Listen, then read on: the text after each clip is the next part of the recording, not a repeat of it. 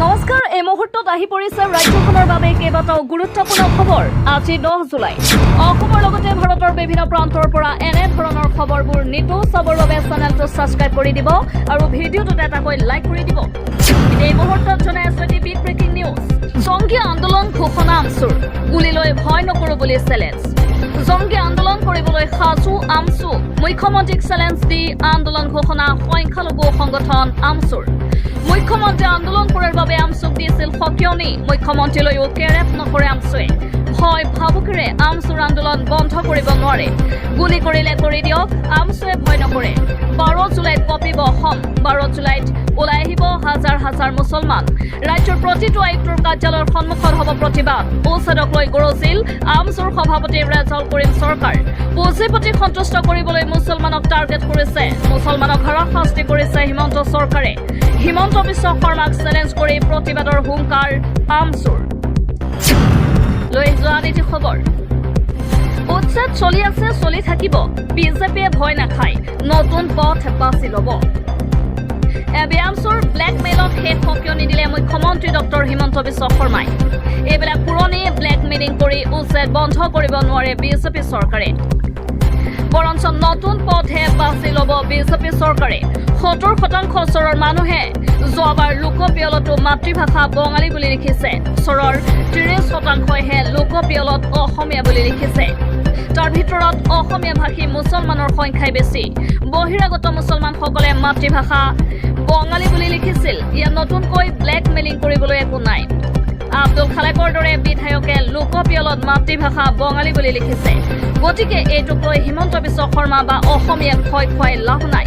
গতিকে মই অনুৰোধহে জনাইছো যি ভাষাতে তেওঁলোকে ঘৰত কথা পাতে তেওঁলোকে সেই ভাষাই লিখক এইসকল লোকৰ ওপৰত অসমীয়া ভাষী লোক নিৰ্ভৰশীল নহয় আগবঢ়াইছো আন এটি খবৰ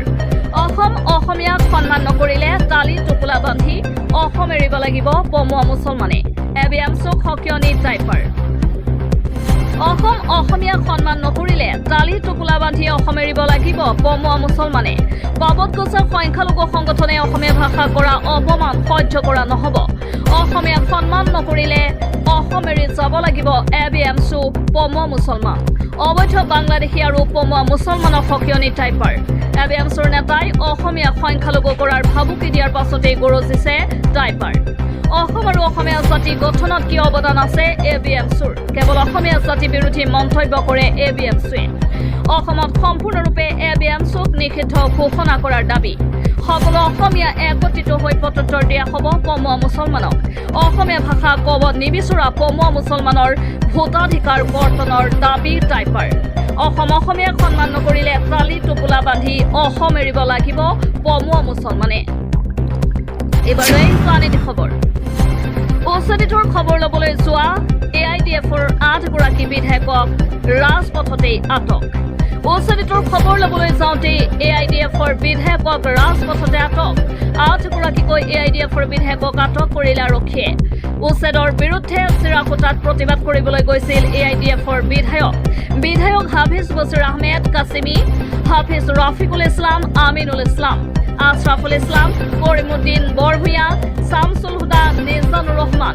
নজৰুল ইছলামক 17 নং ৰাষ্ট্ৰীয় ঘাইপথৰ পৰা আটক কৰে উচ্ছেদিতক পুনৰ সংস্থাপনৰ দাবীত ৰাষ্ট্ৰীয় ঘাইপথ অৱৰোধ কৰিছিল AIUDFে উচ্ছেদিতক পুনৰ সংস্থাপনৰ দাবীত ৰাষ্ট্ৰীয় ঘাইপথ অৱৰোধ কৰিছিল AIUDFৰ আৰু উচ্ছেদিত ৰাজ্যৰ সহযোগত প্ৰতিবাদ আৰম্ভ হওঁতে এই ঘটনা উচ্ছেদিতৰ খবৰ ল'বলৈ যাওঁতে AIUDFৰ বিধায়কক ৰাজপথতে আটক 8 গৰাকীকৈ AIUDFৰ বিধায়কক আটক কৰিলে আৰক্ষীয়ে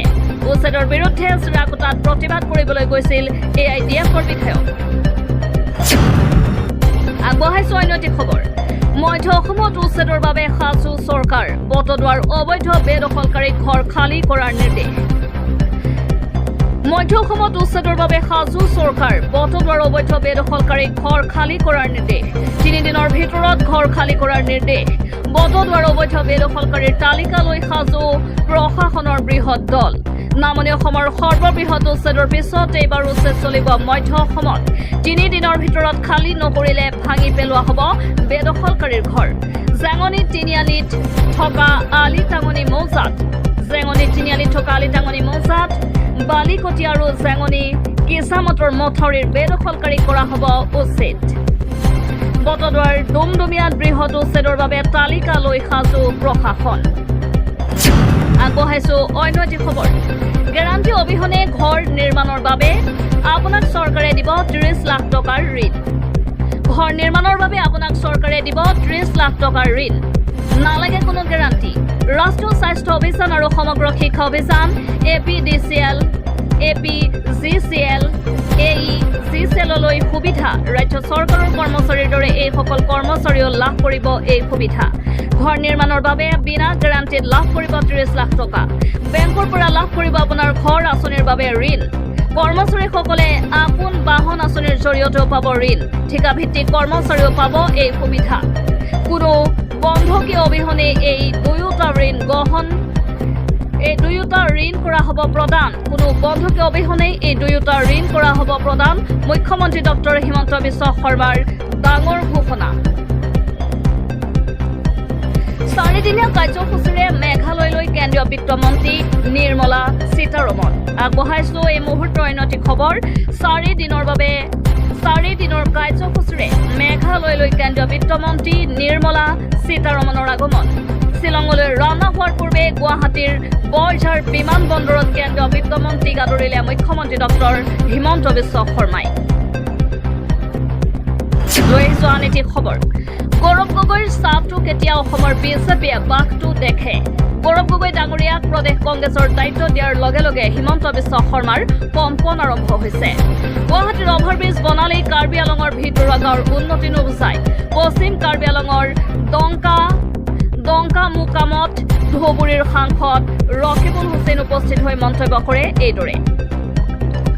পশ্চিম কাৰ্বি আলঙৰ দংকা মুকামত ধুবুৰীৰ সাংসদ ৰকিবুল হুছেইন উপস্থিত হৈ মন্তব্য আগবঢ়াই এনেদৰে এবাৰ লৈ আহিছো আন এটি খবৰ প্ৰতিখন দোকানত লগাব লাগিব CCTV দবকাৰ দোকানীলৈ জাননী প্ৰতিখন ব্যৱসায়িক প্ৰতিষ্ঠানে সংস্থাপন কৰিব লাগিব CCTV দবক আৰক্ষী প্ৰশাসনৰ ফালৰ পৰা বান্ধি দিয়া হ'ল সময়সীমা 7 দিনৰ ভিতৰত লগাব লাগিব CCTV দবকাৰ প্ৰতিখন দোকানে CCTV লগোৱাৰ বাধ্যতামূলক আগবঢ়াইছো আন এটি খবৰ লাহোৰঘাটত বাল্য বিবাহত জড়িত 2 পঞ্চায়ত সদস্যৰ পদ খাৰিজ শৰীফুল ইছলাম আৰু শামছুন নেহাৰৰ সদস্য পদ খাৰিজ দলৈগাঁও গাঁও পঞ্চায়তৰ 2 সদস্যৰ বিৰুদ্ধে একশ্যন লাহোৰঘাটত বাল্য বিবাহত জড়িত 2 পঞ্চায়ত সদস্যৰ পদ খাৰিজ দলৈগাঁও গাঁও পঞ্চায়তৰ 2 সদস্যৰ বিৰুদ্ধে একশ্যন শৰীফুল ইছলাম আৰু শামছুন নেহাৰ সদস্য পদ খাৰিজ